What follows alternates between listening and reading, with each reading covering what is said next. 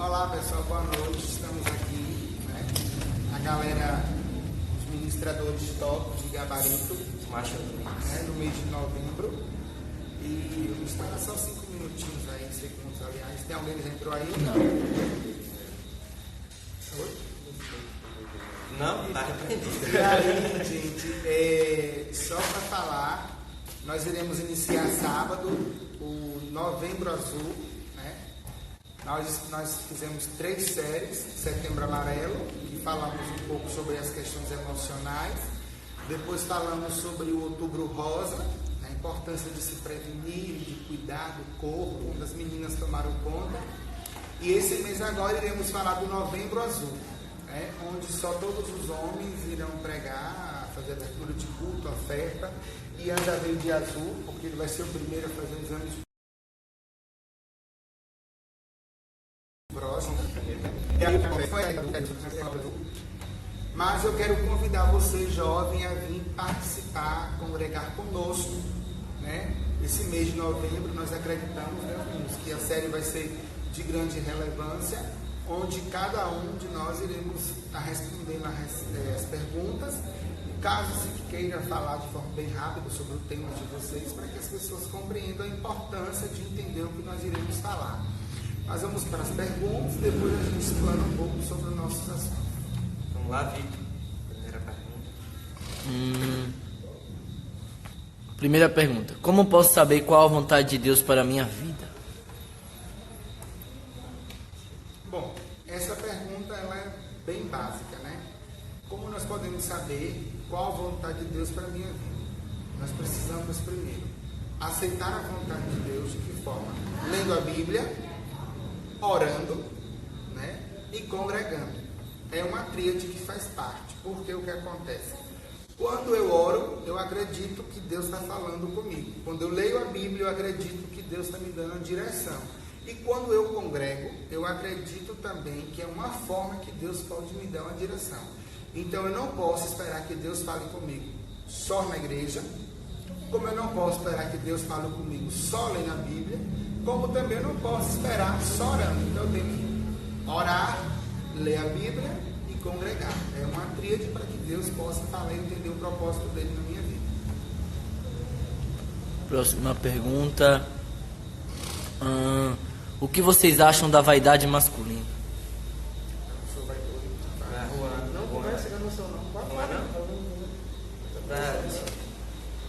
A vaidade masculina é tudo em excesso que a gente tem ouvido muito. Quando você torna algo exageradamente, isso se torna, na questão da beleza, a vaidade.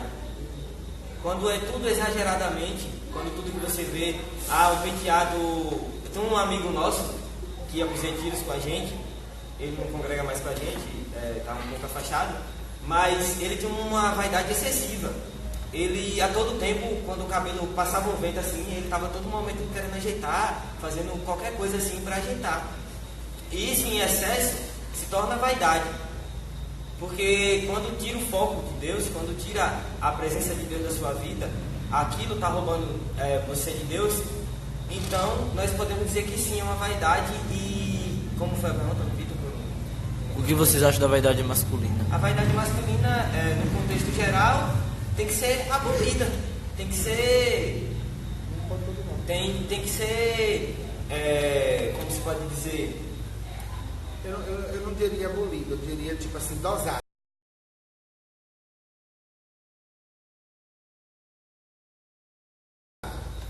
Dosar. Já se hoje é cabelinho na régua, sobrancelhinha feita, né? Como o nosso colega cameraman aí. Aí o que acontece? Então isso não é vaidade, isso é a linguagem de hoje. Digamos, na minha época de jovem, era totalmente excluso e repulsivo ver um homem que depilava as pernas. Hoje é normal. Então assim, a vaidade, eu acho que ela é repulsiva quando te rouba ou te afasta da presença de Deus. Não sendo normal, ser cheiroso, vaidoso, andar bonito e etc. Próxima pergunta. Aqui. O homem pode dar psiu e elogiar para as garotas na rua? A Deus que é A casado. Deus que é casado, eu acho que tem mais Sim, mas a Dilson responde, depois um solteiro responde. É porque assim, no meu modo de pensar, eu acho que no século XXI, no nosso tempo, hoje em dia, eu acho que não existe uma mulher de um nível tão carente ou tão necessitada de passar e você dar um psil para te dar uma atenção. Então assim, eu acho que se você dá um psil para uma menina na rua, digamos assim, não é que é errado, mas é que não convém. Porque assim, muitas vezes você pode até constranger aquela pessoa. Aí fala assim, dá psil ou então elogiar a mulher, né? Uma menina. Porque assim, elogiar uma mulher em si, isso é fundamental, a mulher pode ser elogiada. Mas não ao ponto de ela for passando no meio de todo mundo ali, você dá um psil elogiá-la para ela se sentir constrangida. Então, o cara que tem essa maturidade, ele vai elogiar a mulher sim. Eu não concordo com dar psil, porque não tem um porquê. Mas a questão do elogiar a mulher em particular, se tiver um momento oportuno, eu acho muito válido, muito certo. Mas elogiá-la e dar psil ao ponto de constrangê-la é totalmente, no meu ponto de vista, errado. Eu acho assim que a pergunta é: pode dar psil e elogiar as garotas se na o rua? homem pode? É. Eu acho que depende do homem, primeiramente. Acho que se ele for um homem mundano, que pode ser chamado também de incrédulo, porque não é crente, ele pode à vontade fazer o que ele quer. Agora eu acredito que a partir do momento que você toma a posição de ser cristão, você tem que mudar totalmente a sua postura. E eu me recordo aqui que lá eu acho que em Mateus, Jesus fala que se teu olho te faz pecar, arranque-o. Se tua mão te faz pecar, arranque-a. Então eu acredito que o ato do psil já é um modo de desejo, já é um modo de estar cobiçando a mulher em si. Então se não faz isso, ele está totalmente errado e tem que rever os seus conceitos. E além, rapidinho, e além do mais, tem a questão do abuso, né? Em uma cidade é uma brecha para o abuso sexual, começa pelo abuso verbal. Sim. Quando o homem começa a elogiar, tem entre aspas, o elogiar do homem carnal, que sente, está sentindo desejo, e daí abre uma brecha para o abuso sexual. Próxima pergunta. Na opinião de vocês, qual é a maior dificuldade que o jovem cristão de hoje enfrenta? Da caneta azul. O jovem cristão de hoje, a maior dificuldade é vencer um jovem cristão. O jovem cristão é não se moldar ao sistema do mundo. Porque a gente vê hoje em dia muitos jovens que vêm para a igreja e querem se parecer para o mundo, querem ser iguais a eles, de certa forma. Eu acredito que essa seja a maior dificuldade nossa. A santidade, o pecado em si. Porque a gente precisa ser santo, assim como Jesus é. Então, se a gente se adequa ao sistema do mundo... lutar contra o sistema desse mundo em si, né? Porque nós sabemos que nós fomos chamados para a santificação. Então, a partir do momento em que nós decidimos a seguir esse caminho, nós andamos contramão desse mundo. Porque o mundo ele opõe uma coisa e nós, como estamos em Cristo Jesus, nós sabemos que nós devemos andar contramão aquilo que o mundo ele opõe. Então, lutar contra isso hoje em dia para nós como jovens é uma dificuldade. Nós temos que lutar contra isso diariamente. E assim, pegando o gancho, né, depois a gente pula para a próxima pergunta, do que a Dilson e do que a disse, é interessante. Tem um exemplo de Lucinho Barreto, que ele fala assim: se você ligar um ar-condicionado, o ar-condicionado não se molda à temperatura do ambiente, o ambiente que se molda ao ar-condicionado. Eu estou aqui com calor, mas se eu ligar o ar-condicionado, eu vou ficar com frio, porque o ambiente tem que respeitar o ar-condicionado. Então, o desafio do jovem cristão é entender que ele pode estar em qualquer lugar, mas as ambiências não devem influenciá-lo ao ponto dele se corromper e perder a sua identidade. E até rapidinho para complementar, como está perguntando, qual é a parte mais difícil, né, de ser cristão. Qual é a maior dificuldade? A maior dificuldade é o não. Eu acho que resume tudo isso que os meninos falaram. Você começar a dizer não às coisas que você fazia antes, as coisas que você dava lugar, as coisas que você praticava. E esse é um dos mais, para mim, os mais difíceis, é dizer o não. Porém, quando você aprende a dizer o não e você está em Jesus, você vê que esses não que você dá e o sim para Jesus estão prazerosos para a gente. Mais, com certeza, mais válido. Próxima pergunta. O que você... Ah, não, essa já foi. Perdão.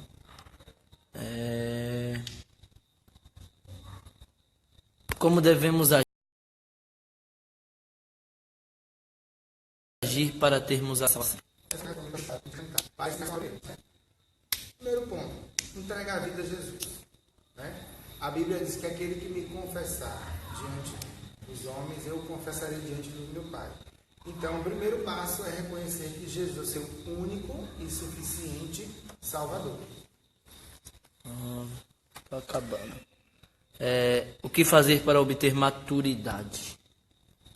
Eu acho que a maturidade não é uma regra que você impõe, mas é algo que já nasce com você ao decorrer do tempo. Ou você tem uma vida, um menino de 14 anos hoje, daqui a 10 anos ele vai ter uma maturidade a mais. Antes ele tinha uma maturidade, mas não tanto. Então o que fazer para ter uma maturidade é o correr do tempo. O tempo em si vai lhe mostrando coisas que você tem que fazer e coisas que você não tem que fazer. Processo. Eu acho que enfrentar dificuldades e novas experiências. Acho que isso muda o caráter e vai capacitando a pessoa para ter mais. E uma das coisas que eu aprendi sobre a maturidade em si foi quando eu comecei a ler o livro de Eclesiastes. Se você pegar o tempo, tudo tem seu tempo determinado, tempo de abraçar, tempo de não abraçar, tempo de falar, tempo de ouvir. Então, você vai mudando. Por exemplo, eu quando eu estava no meio das pessoas assim, eu falava muito, eu brincava muito. E quando eu comecei a ler Eclesiastes, quando eu vi que eu estava extrapolando, eu dizia, epa, agora é hora de parar. Epa, agora é hora de falar. E com isso você vai ganhando maturidade. Como a menina falou, o tempo em si vai levar você a ter uma certa maturidade. Não é questão de idade, mas com o tempo você vai pegando maturidade. A gente conhece pessoas que têm 40 anos e que têm uma mente de 10. E nós temos gente com 10 anos que tem uma mente de 40. Então acho que a maturidade não tem a ver com idade. Não tem a ver com idade. Eu diria que sejam os ciclos que a vida te oferece, como o Luan disse, né, os impactos da vida. E eu acho que também assim, é aquela questão da ambiência que eu disse, né? Se eu sou imaturo, eu passo a andar com gente que tenha mais um controle naquilo que eu sou imaturo para que eu possa me espelhar. E esse versículo que a Dilson falou aí é massa, Eclesiastes 3. Porque você entender que há o tempo para todas as coisas, tempo de amar, tempo de odiar, tempo de abraçar, tempo de se afastar. Então, diretamente Eclesiastes está falando que nós precisamos respeitar o tempo. Então, se eu respeito o tempo, eu estou conquistando o nível de maturidade. Vamos para a última. Deixa eu escolher uma bem... Mais duas, na verdade. Só a última para fechar. Os cristãos dizem namoro com compromisso. Então o namoro seria prévia para o casamento? Eu darei minha opinião mais a Dilson, que podemos falar sobre isso e depois eles dirão, né? Alguma coisa. Humilhação em público, né? Essa hora chegará. Eu acredito que sim. Porque nós falamos tanto que o cristão não fica por ficar, não fica sem compromisso. Por isso que nós precisamos entender o seguinte: quando eu olhei para Sandra tinha perfis físicos que me atraía, perfis emocionais, né, e caráter. Então acho que a gente precisa identificar isso. Não, eu vou orar por Zefinha para me namorar com ela. Não, tem que ser atraído por um propósito. Porque quando nós namoramos sem propósito, nós podemos fazer o que quiser, entendendo isso, porque a gente não tem compromisso estabelecido com aquela pessoa. Então, assim, eu quando compreendi essa visão do propósito, eu namorei com 1 ano e meio noivei, com 2 anos casei, porque eu entendi que eu tinha que ver Sandra como a minha futura esposa. E é basicamente o que o Max falou, e a parte do namoro é um pré-casamento. Sim. Até porque quando você está namorando a pessoa, é uma parte mais importante do relacionamento. É a parte onde você vai aos poucos descobrindo se é de fato aquela pessoa que você vai querer para o casamento. Você vai abrir os seus olhos a buscar se relacionar mais com ele no nível de conhecimento. Porque assim, vai chegar um tempo em que, digamos, a paixão e o amor não vai ser tão importante ao tempo de sustentar um relacionamento. Então o nível de amizade que você vai ter com aquela pessoa, então o namoro é um período que você tem que estreitar os laços de amizade com a pessoa, através da honestidade, sermos verdadeiros um para com o outro, e é um período que você tem que ser verdadeiro com sua namorada, para assim no casamento você, digamos, colher o fruto disso. Então, basicamente, é muito importante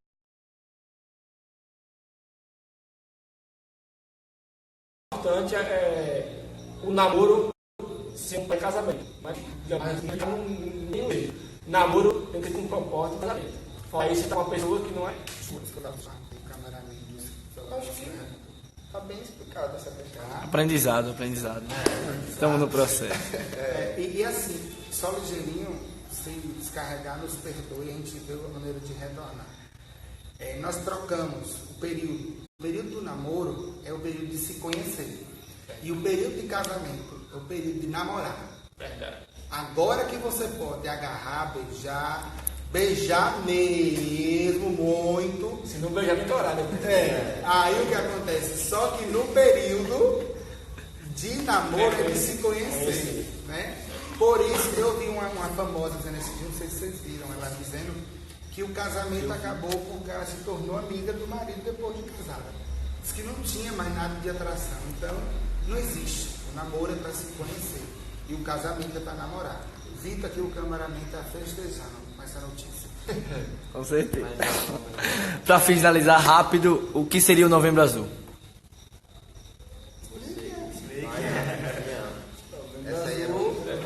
Quando é uma conscientização dos homens fazer acima de 40 anos, fazer o exame da próstata. Entrar na posição da humilhação. Deixa eu falar.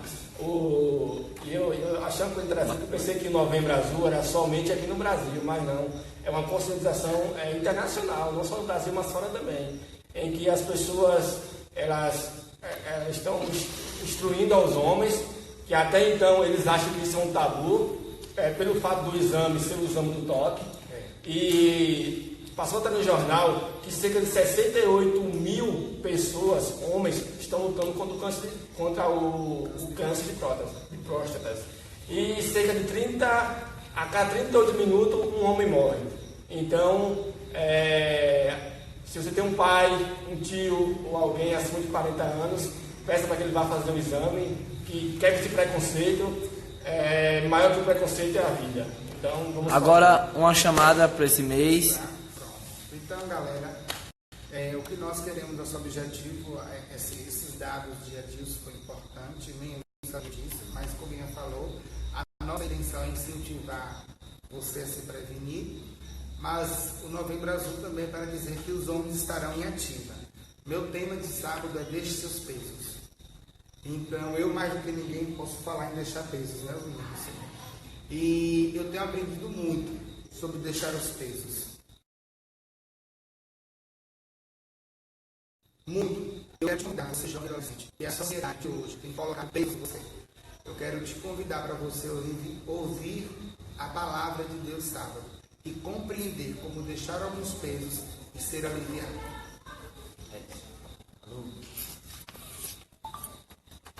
Encerra a vídeo, né?